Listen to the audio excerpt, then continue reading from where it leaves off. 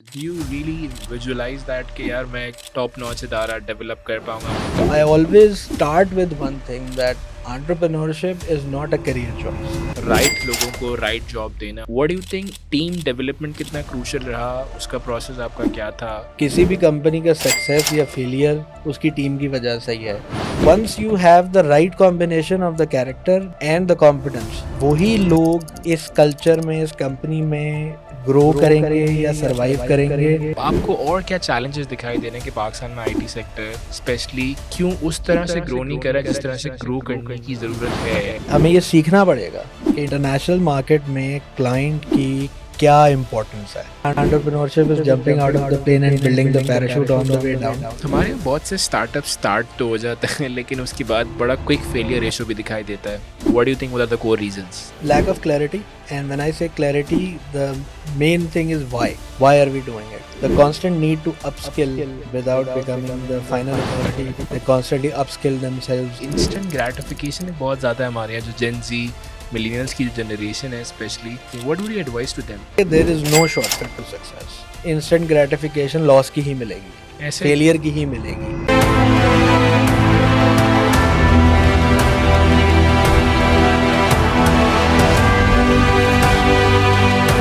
thank you so much Azbhai for showing up on this podcast, and I've met you number of times, and throughout your corporate journey आप जो काम कर रहे हैं transformation का IT के अंदर, वो मैं समझता हूँ कि this is something that needs to be discussed.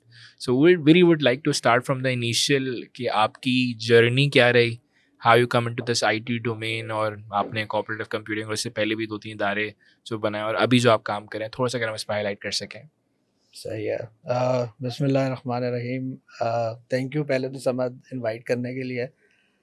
मेरा तजर्बा एज सच पहले ही है इस है. तरह की कॉन्वर्सेशन का. तो आई थिंक हिस्ट्री की अगर हम बात करें तो मैं तो बैरियर यूनिवर्सिटी में बिजनेस एडमिनिस्ट्रेशन पढ़ने गया था. और वहाँ पे जब इलेक्टिव्स का टाइम आया, 6 सेमेस्टर में सिलेक्ट करने होते हैं आपने, तो उस टाइम पे एक हमारी टीचर थी, मिस बल्कि हैं अभी भी, मिस इरम अब्बासी. उन्होंने गाइड किया कि ये हर कोई मार्केटिंग, फाइनेंस, एचआर करता जा रहा है, तो ये एमआईएस की एक फील्ड है जिसका बहुत स्कोप है इस वक्त दुनिया में. And this is back in 2006-2007. Nice. तो उस टाइम पे बस ये हुआ कि ट्राई करते हैं, क्योंकि वो रिस्क लेने का या एक नई चीज़ ट्राई करने का शौक़ हमेशा से रहा है. तो मैंने और कोई 4-5 और दोस्त थे, हमने एमआईएस मेजर्स किए. फिर मुझे मौका मिला एक सॉफ्टवेयर हाउस में इंटर्नशिप करने का 6 सेमेस्टर के बाद. प्लेक्सस नाम था, मीज़ान बैंक का वो सॉफ्टवेयर हाउस था. वहाँ पे मैंने पहली दफ़ा ये जो सॉफ्टवेयर एक्सपोर्ट वाली जो इंडस्ट्री है, इसका एक्सपोजर मिला. इससे पहले मेरी फैमिली में, मेरे दोस्तों में कहीं पे मैंने इसका नहीं सुना था, ना एक्सपोजर लिया था. तो वहाँ पे जब मैं गया तो मैंने देखा कि यार ये लोग पाकिस्तान में बैठ के, कराची में बैठ के, कभी सऊदीया में बेच रहे हैं, कभी दुबई में बेच रहे हैं, कभी अमेरिका में बेच रहे हैं, कभी कनाडा में बेच रहे हैं. एग्जैक्टली. तो ये तो बड़ा अच्छा मज़े का काम है. तो बस वहाँ पे कुछ दोस्त बन गए, उन्होंने कुछ गाइड किया जो सीनियर्स थे वहाँ पे. तो बस वहाँ से ये शौक़ बिल्ड हुआ. और उसके बाद फिर मेरे जो पार्टनर हैं वकास भाई, वो बहुत छोटी उम्र से आईटी की दुनिया में है. सॉफ्टवेयर डेवलपमेंट किताबों से सीखी है, इतनी मोटी मोटी किताब वो पढ़ते थे. तो वो मेरे कज़न भी थे, हैं, खाला के बेटे हैं. तो उनसे डिस्कस हुआ कि यार ये मैंने देखा है, कुछ टर्मिनोलॉजीज़ मैं सीख के आया, मैंने उनसे पूछी, उन्होंने ठक ठक करके मुझे जवाब दिए. उस दौर में एआई तो होता नहीं था, तो वो वकास भाई हमारे एआई थे. तो बस वो शौक़ डेवलप हुआ. फिर वकास के साथ मैंने व्हाइल डूइंग माय मास्टर्स हमने कुछ फ्रीलांस काम शुरू किया लोकल मार्केट में, थोड़ा सा एक्सपीरियंस लेने के लिए. उसके बाद फिर जब एमबीए मैंने ख़त्म किया तो इन्वोटेक्स टेक्नोलॉजीज़ एक कंपनी थी, वहाँ पे एज अ एसईओ एनालिस्ट मैंने ज्वाइन किया पहला. उसके बाद फिर प्रोजेक्ट मैनेजमेंट में आया, उसके बाद फिर HR, फाइनेंस, बहुत सारी चीज़ें मैंने वहाँ पे सीखी। फिर तकरीबन 2 साल मैंने वहाँ लगाए। उसके बाद और 2 साल में I was the head of project management over there, Amazing. और Waqas was the head of technology. Nice, very nice. तो उसके बाद फिर हमने सोचा कि यार अब किसी इस्टेब्लिश ऑर्गेनाइजेशन में जाते हैं, वहाँ जाके सीखते हैं कि यार प्रोसेसेस और चीज़ें कैसे होती हैं, क्योंकि the goal always was to do your own stuff. मतलब मैं I am now I believe 4th और 5th जनरेशन इन बिजनेस, कि हमारी पूरी फैमिली में जॉब का कॉन्सेप्ट जो है वो इतना वो नहीं prevail था ही करता। नहीं, और Exactly. अच्छा भी नहीं समझा जाता था। बट ये कि अल्हम्दुलिल्लाह माय फादर गाइडेड मी कि बेटा अगर कोई बिजनेस करना भी है, ख़ास तौर पे ऐसा जो तुम्हारे बाप दादा ने कभी नहीं किया, तो then you have to learn the business by being in the business. तो वो उनके गाइडेंस पे ही ये जॉब शुरू भी की थी, और वहाँ से फिर आहिस्ता आहिस्ता, क्योंकि कभी काम ये समझ के किया ही नहीं कि जॉब है, हमेशा ओनरशिप ली, उससे प्रमोशंस मिलती गई। फिर हम क्रिएटिव क्योस चले गए। वो बहुत बड़ा नाम है एटलीस्ट कराची का। They been in business for now I believe over 20 years और 22 ईयर्स। तो वहाँ जाके एक्सपोजर मिला थोड़ा सा, एक बड़ी ऑर्गेनाइजेशन कैसे काम करती है। उनका डिजिटल विंग भी था, प्रोडक्ट्स भी थे, इंटरनेशनल बिजनेस भी था। तो वहाँ पे मौका मिला मुझे कुछ बहुत लिमिटेड टाइम के लिए उनकी प्रोजेक्ट मैनेजमेंट टीम को लीड करने के लिए। उसके बाद फिर उसी टाइम फ्रेम में फिर मैंने और वकास ने डिसाइड किया कि यार अब now we are ready, now we should start to build something of our own again. और फिर हमने कोऑपरेटिव कंप्यूटिंग स्टार्ट की थी। That's was late 2012 I believe. और उस टाइम पे ऑफिस भी नहीं था, तो वकास के बेडरूम में हम काम करते थे। एक टेबल पे के कोने पे वो होता था, एक टेबल के कोने पे मैं होता था। एक हमें पार्टनर मिल गया था यूएस में, डेविड। उसके साथ एक प्रोजेक्ट भी हमने विन किया था। तो वहाँ से बस ये जर्नी फिर हमारी Kick off स्टार्ट है, हुई, exactly. उस एक प्रोजेक्ट से But और उस don't you बेडरूम think, से। आपको जब आप वे बैक पीछे जाते हैं, रिवाइंड बैक का बटन दबाते हैं और देखते हैं कि यार मतलब एक बेरी यूनिवर्सिटी से निकला हुआ स्टूडेंट जो कि ग्रेजुएट करता है, multiple इंटेंसिव्स, multiple job experience, do you really visualise that कि यार मैं एक टॉप नॉच इदारा डेवलप कर पाऊंगा? मुझे जहाँ तक कॉर्पोरेट कंप्यूटिंग का बैकग्राउंड भी आता है, it's fantastic work which I have done in the past and quite a huge number of employees and massive payroll, and then now you're doing something else, हम उसकी तरफ भी आएंगे। So क्या ये विजुअलाइजेशन थी, ये चीज़ थी कि हाँ यार ये हम लोग कर देंगे, मतलब ये इतना मसला नहीं है, मतलब या हमेशा वो दिल को एक खटका लगा रहता? तो एंटरप्रेन्योरशिप आपको पता ना, वो एक स्काई डाइविंग की तरह है। वो एक पॉडकास्ट में मैं सुन रहा था कि भाई आपने बस आप कूदे, और अब नहीं कूदे तो भी मसला, जंप आउट कूद ऑफ अ गए तो भी प्लेन एंड मसला है। Build the parachute on the way down. Exactly, ऐसा ही ऐसा ही। तो ये बिल्कुल यार, आई थिंक कोई भी बंदा अगर किसी भी लाइफ के लेवल पे आज है और वो ये कहे कि यार जब मैंने स्टार्ट किया था तब मुझे पता था कि मैं यहाँ पहुँचूंगा, तो आई थिंक वो थोड़ा सा गलत होगा। आप एज एन एंटरप्रेन्योर, और एक तो पहले एंटरप्रेन्योरशिप में बहुत सारे दोस्त हैं आप जैसे जिनके साथ गपशप होती रहती है। तो I always start with one thing, that entrepreneurship is not a career choice.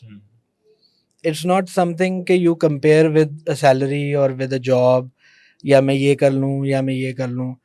Entrepreneurship is a complete life. मतलब आपका अपना जो पर्सनालिटी है, आपकी फैमिली, आपके दोस्त, आपके आसपास पूरा एनवायरनमेंट जो है वो आपको उस हिसाब से डिज़ाइन करना पड़ता है, और उस हिसाब से सपोर्ट लोग आपको करते हैं, और जो नहीं कर पाते वो आपकी ज़िंदगी से चले भी जाते हैं। तो एक तो ये कि because it was very clear from day one के we want to build our own business, तो हम उस लाइफस्टाइल को उस टाइम से ही जी रहे थे जब हम जॉब कर रहे थे। तो वी वर ऑलवेज अवेलेबल।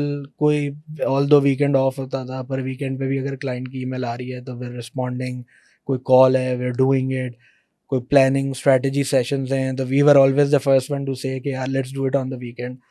तो एक तो ये हमारा मिजाज भी था।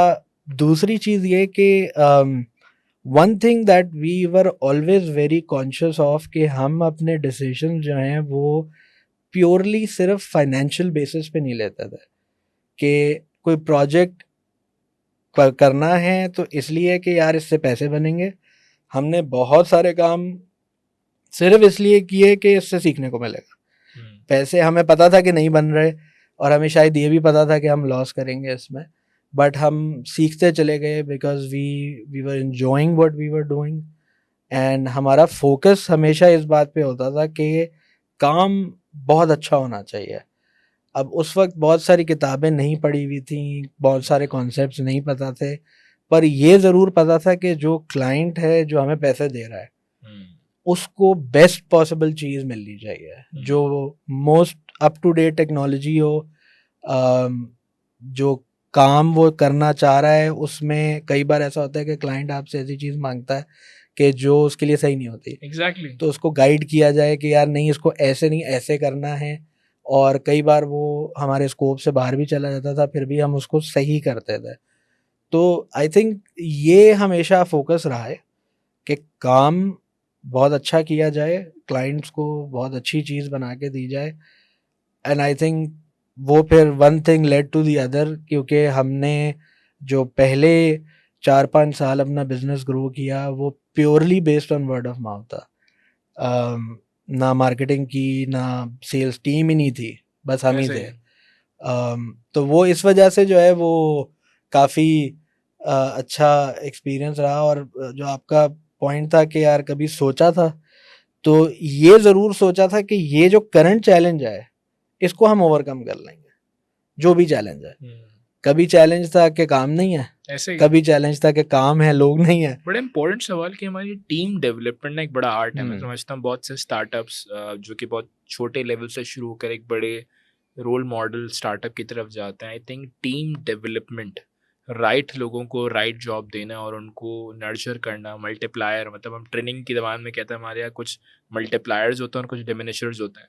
हमारे यहाँ बहुत बिल्कुल। से लीडर्स ऐसे होते हैं कि डिमिनिश कर रहे होते हैं, मैं बताऊंगा काम कैसे होगा, मैं समझाऊंगा, but we have certain multipliers. I think मुझे लगता है कि you do have that multiplier strategy, that's why CC उस लेवल पे पहुंचा और आज आप जो भी काम कर रहे हैं वो भी अल्हम्दुलिल्लाह उसमें भी ग्रोथ मैं देख पा रहा हूँ। So what do you think, team development कितना क्रूशियल रहा, उसका प्रोसेस आपका क्या था, किस तरह से ग्रोथ मॉडल को अडेप्ट किया? When it comes to the team, which again I agree कि किसी भी कंपनी का सक्सेस या फेलियर उसकी टीम की वजह से ही है।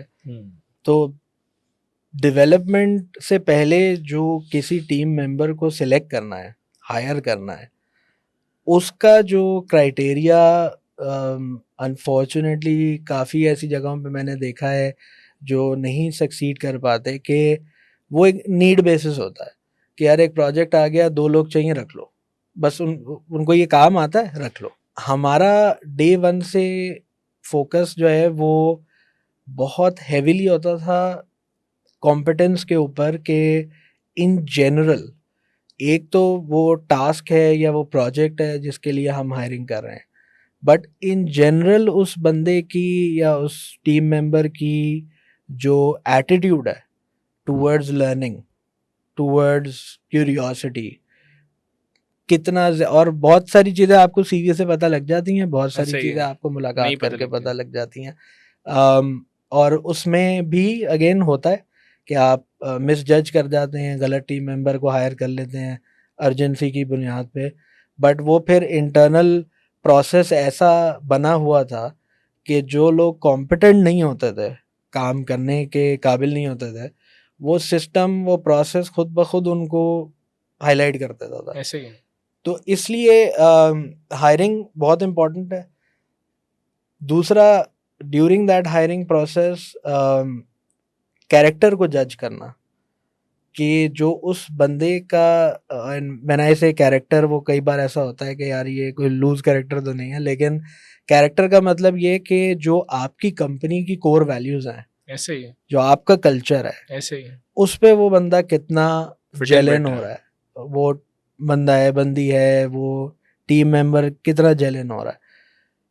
Once you have the right combination of the character जो आपकी कोर वैल्यूज हैं एंड द कॉम्पिटेंस के जो जिस रोल के लिए आपने उसको हायर किया है, क्योंकि अगर उस टीम मेंबर ने आपके साथ ग्रो करना है तो उसने उस रोल पे रहना नहीं है. ऐसे ही है. तो इसलिए it's highly important to understand कि उसकी क्यूरियोसिटी, उसकी लर्निंग एबिलिटी, अपने आप को आगे बढ़ाने की जिम्मेदारी है उसके अंदर या नहीं है.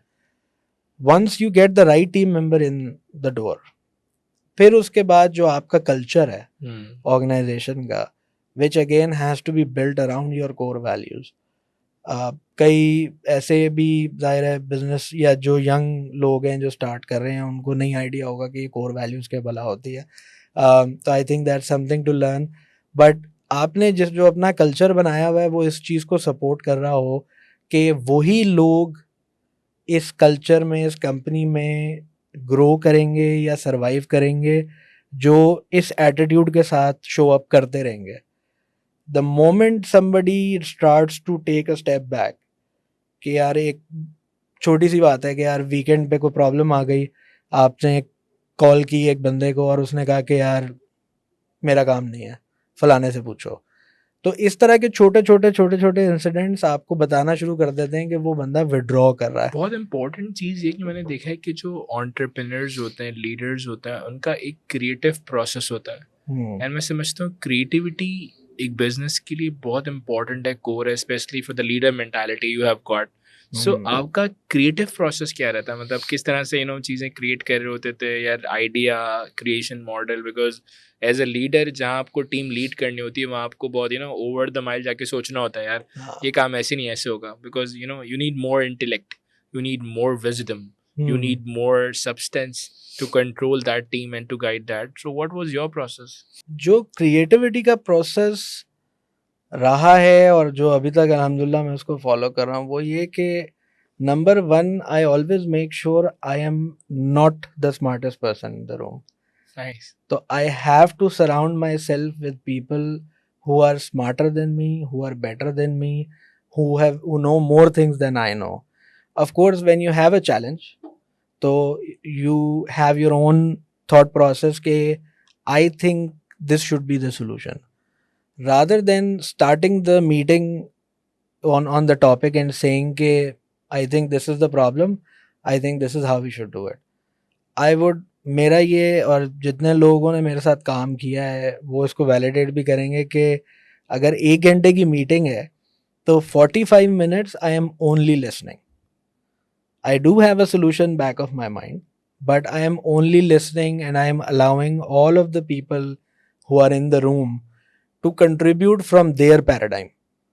उनके हिसाब से क्या solution होना चाहिए. उसमें से फिर कई बार ऐसा हुआ है कि जो मैं सोच के आया हूँ उस मीटिंग में, मैंने उसको छोड़ के किसी और टीम मेंबर की जो राय थी जो ज़्यादा बेहतर थी ऐसा ही है. उसको फॉलो किया. और कई बार ऐसा हुआ है कि मैंने अपनी राय को उनके फीडबैक की रोशनी में बेहतर किया. तो दैट्स वन, आई थिंक जो जो क्रिएटिविटी की नीड है वो ये कि you have to be open to feedback. Number two ये कि हमेशा हर चैलेंज का एक आसान हल होता है जो स्ट्रेट फॉरवर्ड होता है. ऐसे ही है. कि यार ये टाइमलाइन ये follow मिस कर. हुई है, इस बंदे ने की है, इसको फायर कर दो, ऐसे ही. बात खत्म. But there is always more to the story. तो मेरी कोशिश हर इस तरह के जब चैलेंजिंग डिसीजंस या हम बिग डिसीजंस ले रहे होते हैं तो मेरी कोशिश यही होती है कि हम सारे वेरिएबल्स को स्टडी करें, दोनों साइड की पिक्चर को देखें. जहाँ पे कंपनी ने किया उसके प्रोसेसेस की गलती है उसको भी एनालाइज करें, जहाँ पे किसी इंडिविजुअल की वजह से कुछ हुआ है उसको भी एनालाइज करें और वो सॉल्यूशन लें जो करने में ना मुश्किल लगे. ऐसे ही. You need to. What I understand is that कि जब आप जिंदगी में टफ डिसीजंस लेते हैं, बड़ा कमाल होता है. लेस ब्राउन वो कहता है when you make tough decisions in your life will be tough today, but later it becomes easy. अगर आपने बिल्कुल। ज़िंदगी में आज आसान फैसले लिए तो ज़िंदगी आज तो आसान है लेकिन कल वो बहुत मुश्किल हो जाएगी। And I generally believe that जो लीडर्स का काम होता है ना वो होता भी है कि दे सेट बिगर चैलेंजेस। बिल्कुल। If they don't set bigger challenges, company never grow, people हाँ, would never grow. हाँ। एंड हमारे प्रॉब्लम ये है कि हम बड़े चैलेंजेस सेट नहीं कर पा रहे होते। मूविंग फॉरवर्ड अयाज भाई, क्योंकि आप इंटरनेशनल डायनामिक्स को स्टडी करते रहते हैं पाकिस्तान में, इवन जो सॉफ्टवेयर हाउसेज हैं, जो इदारे हैं, आपको क्या लगता है टिपिकल रिस्पॉन्स तो एक बड़ा नॉर्मल प्रॉब्लम है हमारे यहाँ कि हम टिपिकली सोच रहे हैं, टिपिकल थिंकिंग हमारे यहाँ, क्रिएटिविटी और इंटेलेक्चुअल फुकदान है। आपको और क्या चैलेंजेस दिखाई दे रहे हैं कि पाकिस्तान में आईटी सेक्टर स्पेशली क्यों उस तरह से ग्रो नहीं कर रहा है जिस तरह से ग्रो करने की ज़रूरत है, you know, how it should be?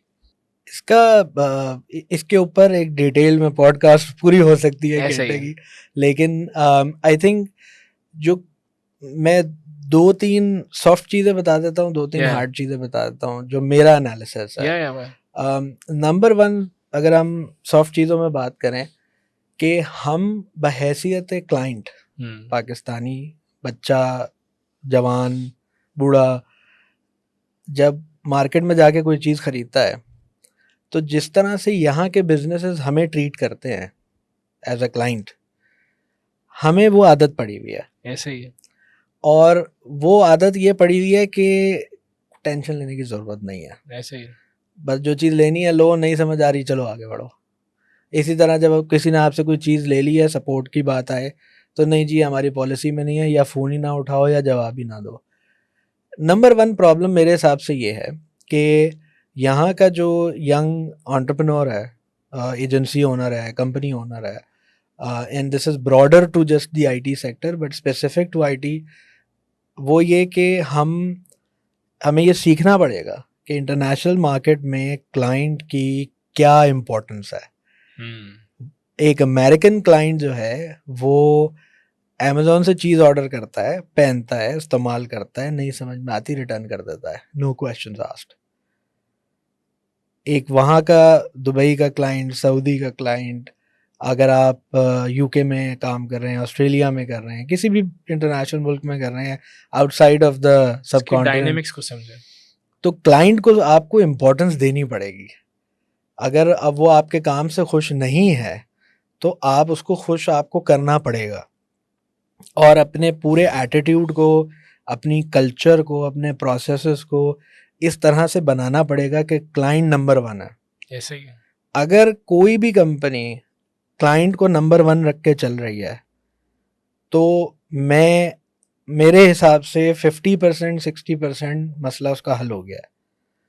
अब it's a matter of organising the team, the processes, the systems to keep the client number 1। दूसरी चीज़ ये कि जो एजुकेशन है एक सीईओ लेवल की, मैं एक बहुत अच्छा प्रोजेक्ट मैनेजर था, मैं कंपनी ओनर बन गया, चीफ ऑपरेटिंग ऑफिसर बन गया, तो अब मैं प्रोजेक्ट मैनेजर नहीं रहा, तो I have to fire myself from that role and hire myself into that role. Upper role.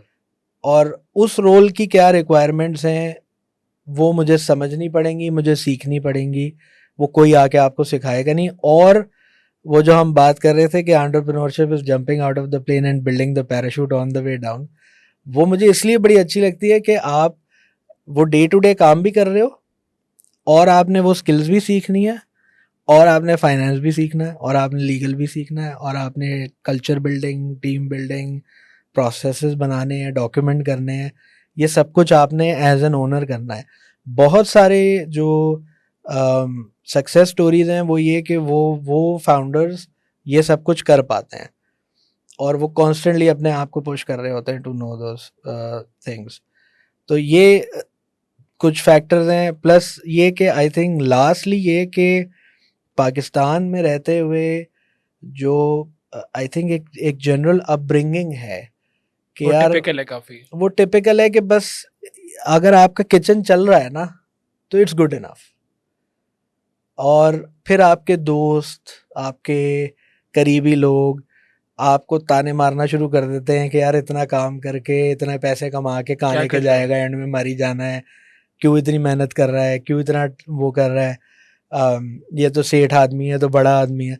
तो उन चीज़ों को की वजह से होता ये है कि we don't set the bar high enough, और जब हमारा बार ही बहुत नीचे है, एंड पीछे जो 2 प्रॉब्लम मैं बता चुका हूँ वो, कि ना क्लाइंट को ट्रीट करना आता है, इंटरनेशनल क्लाइंट को, ना अपने आप को हम अपस्किल करते हैं, ऊपर से ये एनवायरनमेंट है। बट अहम सवाल कि थ्रू आउट योर जर्नी मैंने जो चीज़ अभी देखी कि आपने लोकल क्लाइंट्स के लिए ना काम नहीं किया, मतलब चाहे बिल्कुल। वो सीसी हो, चाहे भी आप जो काम कर रहे हैं विद योर करंट स्टार्टअप, उसकी तरफ भी आप आगे आएंगे। व्हाई इज दैट सो, मतलब ओनली इंटरनेशनल क्लाइंट्स, लोकल की तरफ नहीं? बिकॉज होता है कि जब आप कोई इदारा बनाते हैं, सेटअप करते हैं, तो आपको इंटरनेशनल क्लाइंट्स हैंड करना इतना आसान भी नहीं होता। बिल्कुल। सही, definitely it's a tough job, but I know when tough decisions पे बिग, इसमें तो कोई शक नहीं कि इंटरनेशनल हाँ। क्लाइंट्स की रेवेन्यूज और यहाँ क्लाइंट की रेवेन्यूज में ज़मीन आसमान का फ़र्क होता है। Hmm. But still nobody, no one like यार डोमेस्टिकली काम ही नहीं करना, व्हाई इज दैट सो? इसमें यार बहुत आसान से हमारी 2 रीजंस थे। एक रीज़न ये था कि हमने जितने भी एग्जांपल्स, जब हम इंडस्ट्री में एंटर हो रहे थे, तो चाहे वो सिस्टम्स हो, चाहे वो क्रिएटिव कियोस्क हो, चाहे वो जितने बड़े-बड़े नाम हैं, वो सब में हमने ये चीज़ देखी कि यार वो एक्सपोर्ट कर रहे हैं, बाहर का काम कर रहे हैं तो बड़े हो रहे हैं। ये ना, दैट वाज़ नंबर 1। लोकल जितने भी लोग काम कर रहे थे, जो हमारे दोस्त हैं भी, उनको हमने देखा कि यार वो 5 साल पहले भी इधर ही थे और अभी भी उधर ही हैं, और बड़ी कसमा पुरसी में उनकी ज़िंदगी गुजरी। अभी हमें रीज़न नहीं पता था कि ऐसा क्यों है, बट हमें बस जनरली मार्केट देख के एनालाइज हो गया कि यार if we want to grow then we have to focus on the export side of it. उस वक्त तक हमने ये फैसला नहीं किया था कि हम लोकल काम कभी करेंगे ही नहीं, बट ये था कि प्राइमरी फोकस हमारा एक्सपोर्ट रहेगा। दूसरा रीज़न जो एक्सपीरियंस के साथ फिर आया, वो ये कि एज एन एंटरप्रेन्योर या as a business owner you have to decide कि where do you get the most bang for the buck. कि आपका एक जो टीम मेंबर है या आप खुद हैं, वो अगर 10 घंटे इस काम पे लगा रहा है जो कि लोकल मार्केट का काम ऐसा है, ही है। और वही 10 घंटे वो इंटरनेशनल काम पे लगा रहा है, तो फ़र्क साफ ज़ाहिर है। आप अच्छा। डिस्काउंट कर कर के भी लोकल मार्केट में कोई प्राइस देंगे तो आप महंगे ही होंगे। एंड देन लास्टली ये हुआ कि जब हम एंटरप्राइज क्लाइंट्स के साथ काम करना शुरू हुए इंटरनेशनली, तो ज़ाहिर है हमें टैलेंट उस तरह का हायर करना पड़ा जो कि बहुत एक्सपेंसिव है, जो कि लोकल मार्केट की रीच से वैसे ही बाहर हो गया। तो ज़बरदस्त। इस वजह से लोकल मार्केट में कभी आपका हमने जो करंट स्टार्टअप है, आपने करियर में एक बड़ा टफ डिसीजन अभी आपने बताया कि आपने लिया ऑफ द रिकॉर्ड, भी इसको डिस्कस किया कि सीसी से मूव होकर आपने एक नया इदारा बिल्ड किया, उस इदारे को आपने पास ऑन किया। ये डिसीजन कितना टफर था और इसके पीछे क्या टर्मिनोलॉजी थी, क्या विजडम था कि यार अब ये करने की ज़रूरत है? आई थिंक ये पब्लिकली ज़ाहिर है पहली दफ़ा शायद मैं इसको डिस्कस कर रहा हूँ, बट ये कि I try to be as concise as possible. हमने 2016-17 में, हमने 2012 में स्टार्ट किया था लेट, और 16-17 में हमने बड़ा टफ टाइम देखा था, जो कि I think her business owner की ज़िंदगी में 2-3 बैंक्रप्सीज अनऑफिशियल तो हैं। तो वो हमारा एक बड़ा टफ टाइम था, और उस टाइम पे जब हम बात करते थे कि यार इससे निकलेंगे कैसे, तो मैं इस चीज़ को हमेशा रीआइटरेट करता था अपने पार्टनर को कि हम निकल तो जाएंगे, but we have to think about कि व्हाट डू वी डू कि हम वापस इस पॉइंट पे ना आए।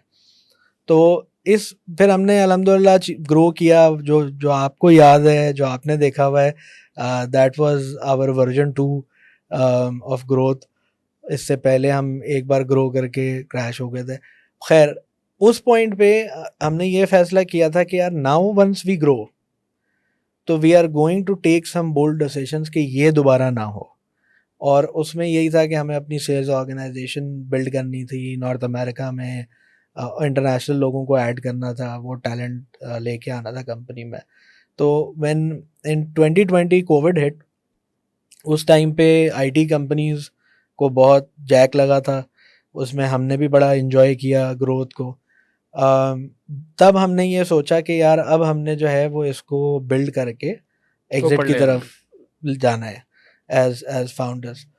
तो बस वो उसी में कुछ हम स्टेप्स लेते चले गए towards this destination. Eventually plan तो ये था कि हम ये कंपनी किसी और को बेच दें, लेकिन ये कि जब वो पॉइंट आया कि जहाँ पे हम ये डिसीजन लें, तो जो हमारे एग्जिस्टिंग पार्टनर्स थे यूएस में, उन्होंने ही इंटरेस्ट शो किया कि भाई हमें दे दो, अगर if you don't want to continue. तो हमने फिर उस अपॉर्चुनिटी को यूज़ किया, हमने एग्ज़िट किया और उस पॉइंट पे फिर हमने ये नई कंपनी सेटअप की। चैलेंजिंग ज़ाहिर है होता है कि एक ब्रांड आपके साथ अटैच हो जाता ऐसे है और वो जब which is again a good learning also, जो काम आप भी कर रहे हैं कि as you are building your corporate brand, building your personal brand is equally important. तो वो लर्निंग उस पॉइंट पे I which was the biggest challenge कि मेरा नाम सिनोनिमस था कोऑपरेटिव कंप्यूटिंग से, तो एक नई पहचान मार्केट में बनाना, एक आसान नहीं नई ऑफरिंग के साथ एक नई मार्केट में, तो वो एक चैलेंज है। बट अल्हम्दुलिल्लाह because we have done it before, we have जो जहाँ पे हम सीसी में शायद 4-5 सालों में पहुँचे थे, नोएटिव में हम 1 साल में वहाँ पहुँच गए हैं अमेजिंग अमेजिंग बहुत और ज़बरदस्त उसी सारी लर्निंग को यूज़ करके वी आर इंशाल्लाह बिल्डिंग फॉरवर्ड। दैट्स ग्रेट हमारे यहाँ बहुत से स्टार्टअप स्टार्ट तो हो जाते हैं लेकिन उसके बाद बड़ा क्विक फेलियर रेशो भी दिखाई देता है what do you think what are the core reasons Lack of clarity, and when I say clarity, the main thing is why. Why are we doing it? Are we doing it because everybody is doing it, or do we really have a purpose behind it? दूसरा, जब भी मैंने जिक्र किया कि the constant need to upskill the founders, the owners, without becoming the final authority, they constantly upskill themselves. ये नहीं होता. Number 3, sometimes people underestimate the true understanding of numbers. Exactly There are a lot of companies that I know who are still in the business, still struggling for the past 15 years, just because they don't understand their numbers. हमारे यहाँ IT sector ना hard skills पर बहुत focus करता है बहुत ज़्यादा technology पे फोकस करता है and major lacking which I have seen in the entire industry in entire region खासतौर पर इस रीजन के अंदर कि हमारे सॉफ्ट स्किल्स पे फोकस नहीं है बिल्कुल. We lack brutally in communication हमारे इमोशनल इंटेलिजेंस लेवल बहुत कम है पर्सनल ब्रांडिंग तो मैं समझता हूँ कि हमारे यहाँ वो ब्रांड्स बने ही नहीं जो बन सकते थे बहुत बड़े बड़े सीईओज आके चले गए और बहुत बड़े बड़े काम कर गए लेकिन शायद उनके नाम को कोई जानता भी नहीं है why is that so? When we look at internationally, Elon Musk, some big names are already there, जिनका अपना ब्रांड उनकी अपनी कंपनी से बड़ा है बट यहाँ पर एक रीज़न तो मुझे समझ आता है कि लर्निंग एंड डेवलपमेंट बहुत मिसिंग दिखाई देती है बहुत नंबर फोकस्ड है why is that so? जो मेरी अंडरस्टैंडिंग रही है इस सारे अरसे में वो ये कि जिनको हम हार्ड स्किल्स कहते हैं वो एक्चुअली ईजियर होती हैं क्योंकि आपने एक काम किया 2 काम किए आप सीख जाते हैं ऐसे ही and supposedly it's the thing that's giving you money, तो you invest your time in that.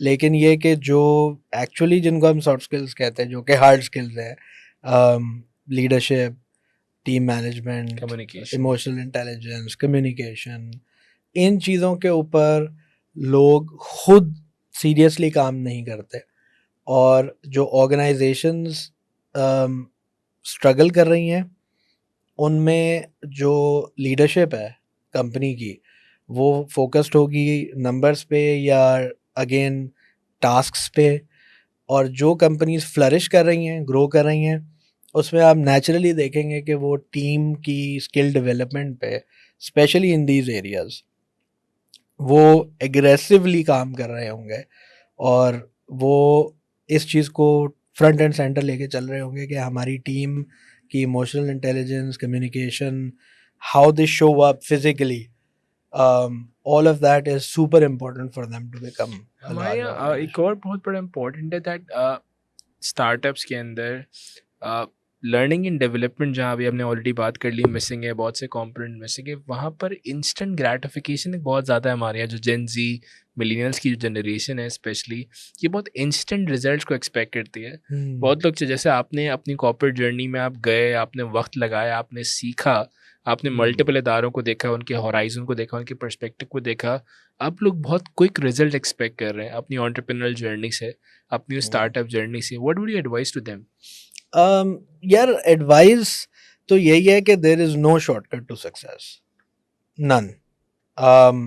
जितने भी नाम जो बड़े बड़े हैं जिनको सब लोग जानते हैं और जो इतने ज़्यादा प्रोमिनेंट नहीं हैं लेकिन बहुत सक्सेसफुल हैं, सबकी जर्नी एक टाइम से गुजरी है। ऐसा ही है। अगर कोई इंस्टेंट ग्रेटिफिकेशन चाह रहा है या चाह रही है तो उसमें इंस्टेंट ग्रेटिफिकेशन लॉस की ही मिलेगी, ऐसे ही फेलियर की ही मिलेगी। ऐसे ही Success means that you fall down, you get back up, you fall down, you get back up. Every time you incur a loss, a failure, you learn from it, and that helps you get better and move faster. तो there is no shortcut. ये जो generation की अगर हम बात करें या जितने भी लोग ये एक्सपेक्ट कर रहे हैं कि यार there is a shortcut, eventually they will learn, and the best way is to read the history. There has been no people who have not put in the time, not put in the effort and became successful. Thank you so much, Ayaz bhai. It was a wonderful discussion with you. And I think you're an encyclopedia of so many things. So Thank मुझे you. भी हुआ कि I think I love that part. I would love to discuss with you financial literacy sometime because इस वक्त जो पाकिस्तान के हालात हैं और जो challenges हम लोग देख रहे हैं फाइनेंशियल लेवल पर लोग, in fact I would love to ask you another question, हम इसी पे इसको एंड कर लेते हैं Mhm. कि इस वक्त जो फाइनेंशियल हालात मुल्क के चल रहे हैं, रियल स्टेट में अनसर्टेनिटी है। मैं एक इंटरनेशनल आर्टिकल भी पढ़ रहा था कि इस वक्त दुनिया के अंदर हर प्रोफेशन के अंदर अनसर्टेनिटी बहुत बढ़ रही है। बिल्कुल। कोई भी ये कह नहीं सकता कि यार मेरा फ्यूचर तो बड़ा सर्टेन है, कोई इदारा ये नहीं कह सकता, कोई इंडिविजुअल नहीं कह सकता because of AI and so many things. How do you see this? इस अनसर्टेनिटी को डील कैसे करें? जो नंबर वन इन्वेस्टमेंट जो कभी फेल नहीं होती है, जिसने भी किया है वो सक्सेसफुल है, वो है when you invest in yourself. And what does that mean? That means you invest in 3 areas. Your education. You educate yourself not in terms of degrees and certificates, ऐसा ही है, but in terms of wisdom, learning, just like you are doing, just like we are doing with many such mentors and coaches. There are books, there are podcasts, there's so much to learn and so little time. So invest in your education, invest in your experience, ऐसे ही work in places where you want to be. If you want to become a systems or a folio or cooperative computing for that matter, or 10 Pulse, then maybe go work for them, learn from their experience, how did they become, and then try to follow those footsteps. And then number 3 जो सबसे important है मेरे हिसाब से और सबसे कम उसको मेहनत या टेंशन दी जाती है, वो है एक्सपोजर. तो एजुकेशन की मैंने बात की, एक्सपीरियंस की बात की, and this is exposure. Exposure is putting yourself in situations where you get the opportunity to grow. Travel करें, इवेंट्स में जाएं, कॉन्फ्रेंसेस में जाएं. आई नो उस पर पैसे लगते हैं, and hence the tie back to the investment कि अगर कुछ समझ नहीं आ रहा कि यार मैं बिजनेस में इन्वेस्ट करूं, मैं स्टॉक्स में इन्वेस्ट करूं, मैं रियल एस्टेट में इन्वेस्ट करूं, मैं बैंक्स में पैसे रख दूं, then the best investment is invest in yourself. वो कभी नहीं डूबेगी. Start there. Once you start on this journey you will get the answer के what is the right investment for you. For example, लोगों ने क्रिप्टो में बहुत पैसे बनाए हैं, स्टॉक्स में बहुत पैसे बनाए हैं. मैंने आज तक $1 इन्वेस्ट नहीं किया कभी, या ₹1 इन्वेस्ट नहीं किया, because it doesn't resonate with me.